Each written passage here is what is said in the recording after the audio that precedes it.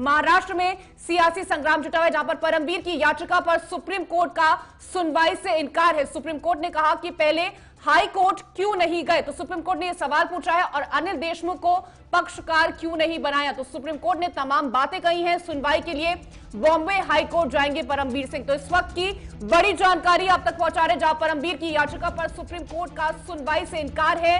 Supreme court ने यह पूछा कि आप पहले हाई कोर्ट क्यों नहीं गए, और साथ ही अनिल देशमुख को पक्षकार क्यों नहीं बनाया। तो अब सुनवाई के लिए बॉम्बे हाई कोर्ट जाएंगे परमवीर सिंह, और जिस तरह से समाज सियासी घमासान लगातार जारी है, राज्यपाल से बीजेपी के तमाम नेताओं ने मुलाकात की है, और साथ ही देवेंद्र फडणवीस पूर्व मुख्यमंत्री, उनका क्या कुछ कहना है इस पूरे मामले को लेकर के, वो भी सुनवाते हैं। हफ्ता वसूली की घटना है, ट्रांसफर्स का रैकेट है, इसको आप रोक नहीं सकते, उसकी भी जांच होनी चाहिए।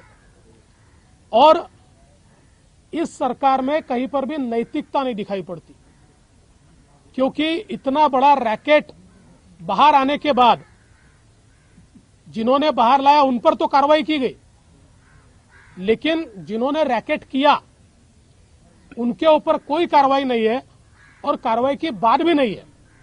कांग्रेस पार्टी का क्या अस्तित्व है हमको तो समझ में नहीं आता, पर यह ध्यान में आता है कि शायद ये जो हफ्ता वसूली हो रही है इसमें बड़ा हिस्सा उनको भी शायद मिल रहा होगा, इसलिए वो मौन है, वो कुछ कह नहीं रही है। और इसलिए हम उनको भी पूछना चाहते हैं कि भाई आप भी बता दीजिए कि आपकी जितनी सत्ता में हिस्सेदारी, क्या उतनी हफ्ते में हिस्सेदारी है। कुल मिलाकर इस सरकार ने पूरी तरीके से नैतिकता को छोड़ दिया है, लोकतंत्र को छोड़ दिया है, कि चूंकि मुख्यमंत्री भी बोलते नहीं है, सरकार भी ठीक चल नहीं रही है, ऐसे समय कम से कम मुख्यमंत्री जी को आप इसके ऊपर रिपोर्ट मांगिए। राज्यपाल जी को अधिकार है कि आपने हफ्ता वसूली पर क्या एक्शन लिया, आपने ट्रांसफर रैकेट पर क्या एक्शन लिया, कोरोना के ऊपर आपने क्या एक्शन लिया, ये सारा रिपोर्ट ये मांगा जाए। आखिरकार इस पूरे मामले को लेकर के संजय राउत की तरफ से क्या कुछ कहा गया है, वो भी आपको सुनवा देते हैं। वो खेला हुआ जो चलता है, वो खेला हुआ में महाराष्ट्र का जनता का मनोरंजन अच्छा हो रहा है, और उसके लिए कोई मनोरंजन टैक्स, एंटरटेनमेंट टैक्स देने की भी जरूरत नहीं है, टैक्स फ्री है। वैभव कृष्ण ने जो लेटर बॉम्ब उस वक्त योगी जी को लिखा था, उसमें तो पूरा रेड कार्ड दिया था उत्तर प्रदेश का, कौन से पोस्ट पर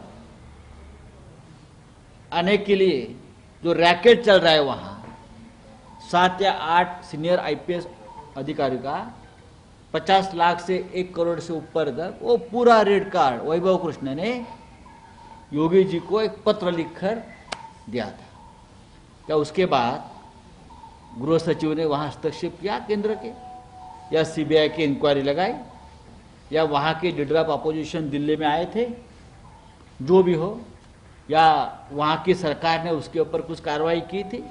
तो ऐसे लेटर का क्या होता है क्या नहीं होता है, ये हमारे लीडर ऑफ अपोजिशन को पूरा पता होना चाहिए। आप जिनके आप नाम ले रहे हैं, उनको मिले हैं, उनको मिले, वो सब तो बीजेपी के कार्यकर्ता है ऑफिशियल। तो राज्यपाल कोई प्रशासन में है, कोई राजभवन में है, तो मिलने तो घर की बात है, उनकी घर की बात है ना।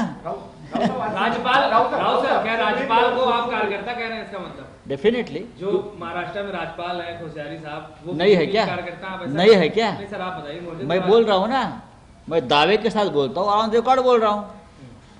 देखिए, राज्यपाल महोदय जो है हमारे, आज राज्यपाल है, कल तो को संघ के प्रचारक थे, कल तो को भाजपा के बीजेपी के मुख्यमंत्री थे, बीजेपी के वहाँ केंद्र में मंत्री रहे, तो क्या कार्यकर्ता कहना ये क्या इंसल्टिंग है? खबरों से अपडेट रहने के लिए JQ24/7 न्यूज के YouTube चैनल को आज ही सब्सक्राइब करें, और हमारे Facebook पेज को भी अभी फॉलो करें।